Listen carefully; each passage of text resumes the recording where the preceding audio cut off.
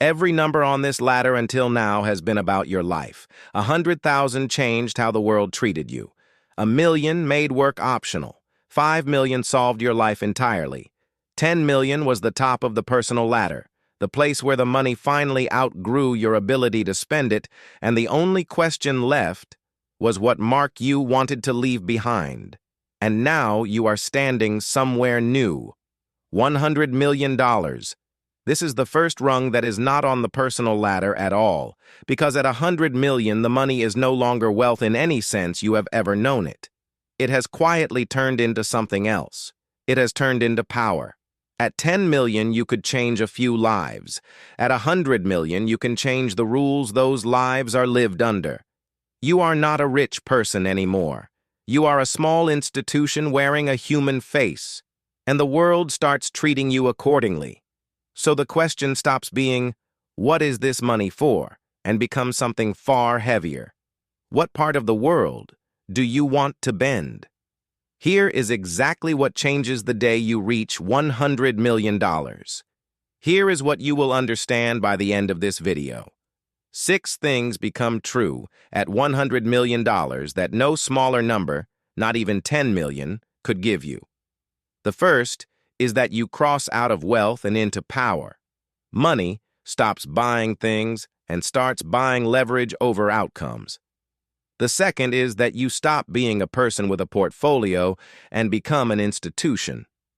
The money now requires a staff, a structure, and a building, like a company that happens to be you. The third is that you unlock an entirely different financial universe. The private deals, the pre-IPO rounds, the founder allocations that ordinary money is never even shown, where capital quietly breeds more capital. The fourth is that you gain real influence over the world, over institutions, over culture, over the people who write the rules, because at this scale, money converts directly into soft power. The fifth is that you become a target in a way you never were before. The game stops being about growing or even defending a number and becomes about protecting yourself, your privacy, and your name. And the sixth is the one the entire series has been climbing toward. Your legacy stops being a personal choice and becomes structural. You will found a dynasty, a foundation, or an empire, whether you mean to or not. Below this number, you used money. At 100 million, the money starts using the world. Let me show you. There is one idea that explains why $100 million is not just a bigger version of 10, and for the first time on this ladder, it is not really about the 4% rule.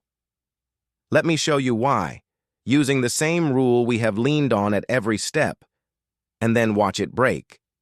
The 4% rule says you can safely draw about 4% of a portfolio each year, forever, and the money outlasts you.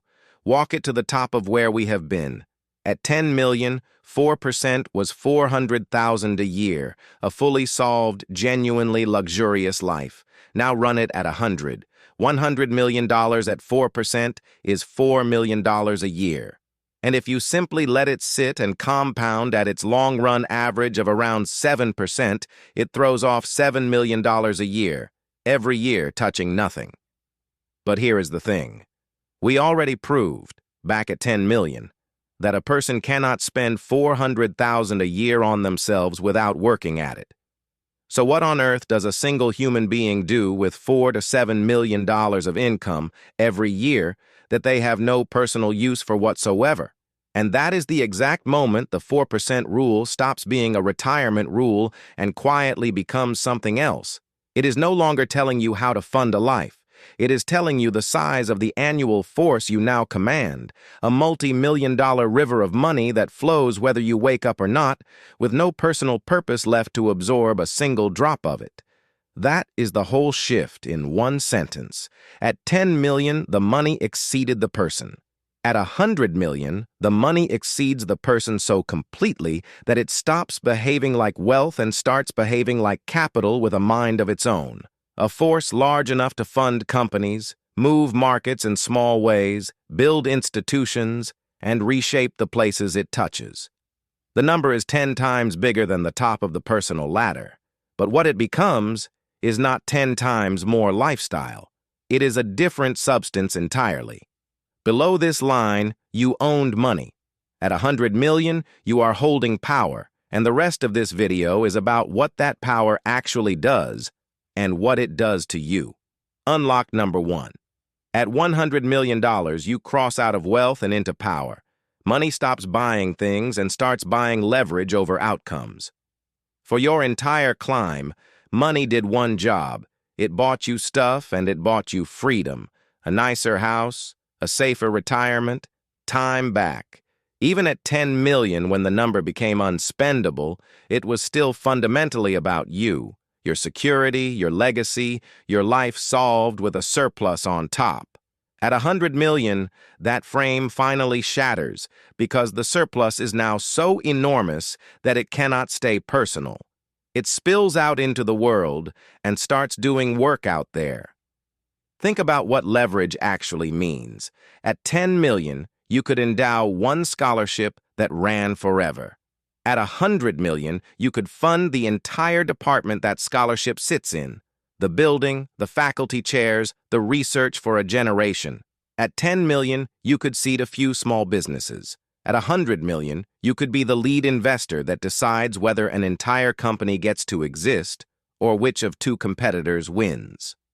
The difference is not the size of the check. It is what the check controls. Below this line, your money moved your life.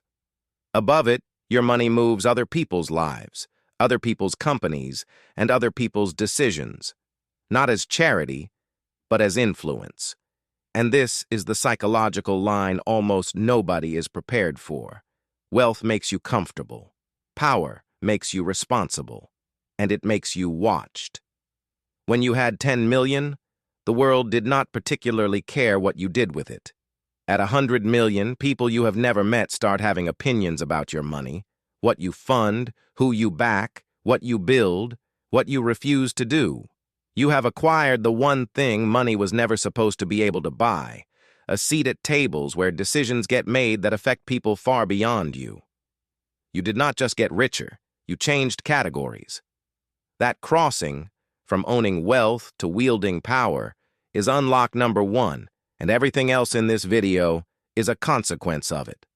Unlock number 2, and it is the one that changes your daily life more than any number on the screen. At $100 million, you stop being a person with a portfolio and become an institution. The money now needs a structure, a staff, and a building to run it. At every level below this, you could, in theory, manage your own money. Even at 10 million, one good advisor and a simple portfolio could carry you. At 100 million, that quietly stops being possible, because the money is no longer a portfolio. It is an operation.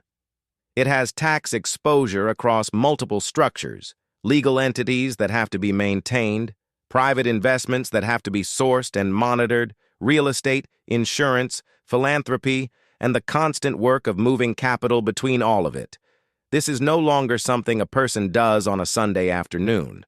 It is a full-time job for several people, so you build the thing the very wealthy all eventually build, a family office. We mentioned the phrase at 10 million as a far-off idea. At 100 million, it becomes a literal necessity, a dedicated company whose only client is you, staffed with investment professionals, accountants, lawyers, and managers, whose entire job is to run, protect, and grow your capital like the small institution it has become. You now have employees. You have an org chart. You have, in every meaningful sense, founded a business, and the business is the management of your own fortune. And here is the subtle, strange part of this unlock. The money stops feeling like yours in the way a bank balance feels like yours, and starts feeling like an entity you are responsible for, something with its own needs, its own staff, its own momentum. You are no longer the owner checking an account. You are the head of an institution, and the institution happens to be your name. This is the level where your relationship to the money becomes formal, structural, and permanent. You did not hire a manager, you became management. That transformation from individual to institution is unlock number 2. Unlock number 3, and this is where the money starts to compound in ways most people never even see. At $100 million, you unlock an entirely different financial universe, the deals, the funds, and the rounds that ordinary money is never shown. For your whole climb, you played in the public markets, index funds, stocks, bonds, the same instruments available to anyone with a brokerage account. That is the right game, and it works. But there has always been a second financial world running quietly alongside it, one with a velvet rope across the entrance, and the price of admission is exactly the kind of capital you now hold. This is the world of private equity, venture funds, pre-IPO rounds, private credit, hedge funds with closed doors, and direct deals that are never advertised because they do not need to be. The people inside this world get the first look, the better terms, and the opportunities that are gone before the public ever hears about them. Why does the rope only lift now? Partly because many of these opportunities are legally restricted to large, sophisticated investors, and partly because the people running them only want capital that can write big checks, move fast, and stay locked up for years. At $100 million, you are exactly that investor. You can put $10 million into a private fund and barely feel it. You can be the person who funds a company directly, on your terms, before any bank or public market is involved. You can, quite literally, become the bank. And this is the engine behind the phrase you have heard your whole life: the rich get richer. It is not a conspiracy. It is access. The same dollar in this universe simply has more powerful places to go. While ordinary capital earns the market's return, capital at this scale earns the market's return, plus the private deals, plus the better terms, plus the founder allocations that come to people who are already known to be players. Money at $100 million does not just grow. It grows in a faster lane that opens only once you arrive. That access to a hidden financial universe is unlock number 3. Unlock number 4, and it is the one that pays off the promise this whole episode is built on. At $100 million, you gain genuine influence over the world, over institutions, over culture, and over the people who write the rules. We said money becomes power. Here is the mechanism, made concrete, because power at this level is not abstract. Take philanthropy first. At $10 million, you could fund causes. At $100 million, you can shape the institutions those causes live inside. You can put your name on a hospital wing, endow a university chair that directs what gets studied for decades, fund a think tank whose research shapes what policymakers believe, or back the arts at a level that decides what gets made. This is not buying a building. It is buying a hand on the steering wheel of an institution that outlives you. Then there is the harder, quieter kind of influence. At this scale, you can fund political campaigns and causes at levels that get your phone calls returned by people who make laws. You can own media, a publication, a platform, a studio, and shape what millions of people see and believe. You can sit on the boards that govern companies and charities and cities. None of this requires doing anything shady. It is simply what large concentrations of capital have always been able to do: convert money into access, and access into the ability to nudge the rules that everyone else has to live inside. And this is the moment to be honest about the weight of it, because this channel is about honesty. This kind of power is exactly why concentrated wealth makes people uneasy. And it should make you a little uneasy too, even as you hold it. $100 million gives one private individual a louder voice in the shared world than millions of ordinary people combined. What you do with that, whether you use it to build, to give, to genuinely improve the world you have so much sway over, or simply to entrench yourself, becomes a real question with real consequences far beyond your own life. That is the double edge of the fourth unlock. At $100 million, you do not just live in the world anymore, you help steer it. And steering it well is harder than earning the money ever was. Unlock number 5, and it is the cost no brochure for the rich ever mentions. At $100 million, you become a target. and the game stops being about growing or even defending a number and becomes about protecting yourself, your privacy, and your name. At 10 million, we said defense became the game. Taxes, lawsuits, and your own heirs. All of that is still true here, only larger. But at 100 million, a new category of risk appears that simply did not exist before. You, personally, become worth attacking. When you hold this much, you attract lawsuits not because you did anything wrong, but because you are a deep pocket worth suing. You attract people who want access, who want a piece, who befriend you for reasons you can never fully trust. And in many cases, you attract genuine concern for physical safety, for yourself and your family, at a level that means private security stops being paranoia and starts being prudent. Then there is privacy, which quietly becomes one of the most valuable things you own. Below this line, you could be wealthy and invisible. Nobody cared. At 100 million, your name starts to carry, your transactions get noticed, your purchases can become public, and your children can be known to have money they did not earn, which is its own kind of target painted on their backs. A huge amount of the machinery the ultra-wealthy build, the trusts, the holding companies, the layers of legal structure, exists not only to save tax, but to create distance between your name and your assets, so the world cannot easily see, reach, or take what you hold. So the skill set shifts one more time. At the bottom of the ladder, the work was earning. In the middle, it was investing. At 10 million, it was defending the fortune. At 100 million, the work becomes defending the person, your safety, your privacy, your reputation, and your peace, all of which money has now put quietly at risk. This is the part of great wealth that the people who have it rarely discuss in public and almost never enjoy. The fortune is no longer the thing most under threat. You are. That shift from protecting the money to protecting yourself is unlock number 5. Unlock number 6, and it is the summit this entire series has been climbing toward since the very first $100,000. At $100 million, your legacy stops being a personal choice and becomes structural. You will found a dynasty, a foundation, or an empire, whether you intend to or not. Step back and look at the whole ladder one last time. 100,000 bought respect. 1 million bought freedom. 10 million solved your life and asked you gently what you wanted your money to mean. That was still a personal question, a thing you could answer in your own heart and leave at that. At 100 million, the question changes shape entirely, because a fortune this size does not quietly disappear when you do. It is too large to spend, too large to ignore, and too durable to die with you. It will become something after you are gone. The only thing you control is what, and it tends to harden into one of 3 forms. The first is dynasty.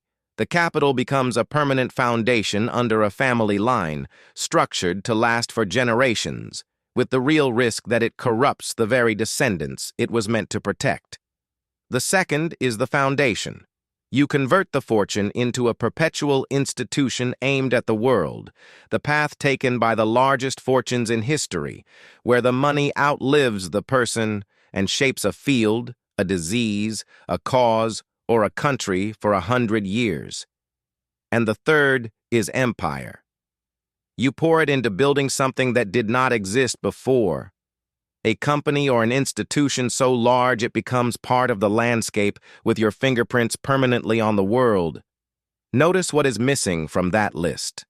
The option to simply enjoy it and let it fade. At 100 million, that option is gone. The money is too big to be merely personal. It has mass, it has momentum, and it will leave a mark on the world whether you design that mark or not. The ones who get this milestone right understand that they are no longer deciding how to live. They are deciding what to leave standing. The money has become a kind of monument that is going to be built either way, and the only question is whether you are the architect or just the absent name carved on the front. That choice, to consciously shape a legacy that is now structural and unavoidable, is unlock number 6, and it is the real peak of the entire climb. So you are somewhere on this ladder, looking up at 100 million and asking the two honest questions. How does anyone actually get here? And what does it do to the people who do? Let us handle both without flinching, because the gap between 10 million and 100 million is the most misunderstood stretch on the entire ladder. Start with the hard truth about how. Everywhere below this, the boring formula worked. Index funds, time, and discipline could carry you from 0 to 10 million, and even, with enough decades, toward 10 and beyond. But 100 million is a 10 times leap from the top of the personal ladder. And here, the boring formula quietly stops being enough on its own. By the rule of 72, money at 7% doubles about every decade. So 10 million compounding untouched becomes roughly 20 in 10 years, 40 in 20, 80 in 30. You can see the problem. Pure, passive compounding gets a single person from 10 million to 100 only across something close to a lifetime, if nothing goes wrong. So I am going to be straight with you, the way this channel always is. Almost nobody reaches 100 million by investing a salary well. They reach it by owning something that scales, a business that grows huge and sells, founder equity in a company that wins, a concentrated stake in something that goes from small to enormous. The index builds wealth. Ownership builds fortunes. The leap to 100 million is, almost always, a story about owning the thing, not just holding the index. And that is not meant to discourage you. It is meant to aim you. If 100 million is genuinely your target, the math says the lever is ownership and equity, not a higher savings rate. But hear the other half of that. Because it matters more. The boring index still reliably builds the freedom, the comfort, the solved life, all the way through 10 million, and for the overwhelming majority of people, that is not the consolation prize. That is the prize. Now the trap, and at 100 million, it is the darkest one on the ladder. Lower down, the traps cost you money. Here, the trap costs you yourself. This is the level where the money is powerful enough to slowly eat the person holding it. The $100 million trap is letting the power rewrite who you are, becoming isolated because you can no longer tell who is a real friend and who is there for the capital.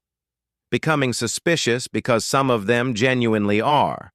Becoming addicted to the influence, the deference, the scoreboard, until the fortune that was supposed to free you has quietly made you its servant. We have all seen what unaccountable wealth can do to a person. The cruelty of this milestone is that it hands you enormous power over the outside world at the exact moment it is most able to corrupt your inside one. So here are 3 rules to survive 100 million, not just reach it. Rule 1. Decide whether you actually want this number or whether you wanted what the lower numbers already gave you, because most people who say they want 100 million really wanted freedom and got it 3 milestones ago. Rule 2. Build the structure, but stay a person. The family office, the security, the trusts are all necessary, but do not disappear behind them into a life so guarded and so managed that you stop actually living it. And Rule 3, the most important sentence in this video. Hold the power without letting it hold you. Use the influence to build and to give, keep the handful of people who knew you before, and never forget that the entire point of the climb, all the way back from the first 100,000, was to make money serve your life, not to make your life serve the money no matter how large it grows. $100 million is not a richer version of your life. It is the moment your money stops being about your life at all and becomes a force in everyone else's. The wealth was won long ago. What you hold now is power. And the only thing that has ever really mattered about power is what kind of person is holding it. 10 million was the top of the personal ladder, the end of the story that was ever about you. 100 million is the first rung of a different ladder entirely, the one made of power instead of wealth, where money stops buying things and starts buying leverage, where you become an institution instead of an individual, where a hidden financial universe opens its doors, where you gain real influence over the world, where you become a target, and where your legacy stops being a choice and becomes a monument that will get built with or without your hand on it. The first million was the goal. The 100th million is where the money outgrows not just the person, but the whole idea of a personal life and starts shaping the world that everyone else lives in. If this changed how you see the number you are working toward, drop a comment with where you are on the journey. We are building this community one honest milestone at a time, and as always, the line worth repeating every single time. This channel is for education, not financial advice. I am not your advisor. Learn it, question it, run your own numbers, and make the decisions that are right for your life. I will see you in the next one, where we reach the final number on the entire ladder, $1 billion, the level where you stop being a person who has money and become a system that the rest of the world plugs into, the rarest financial position on the planet, and the strangest.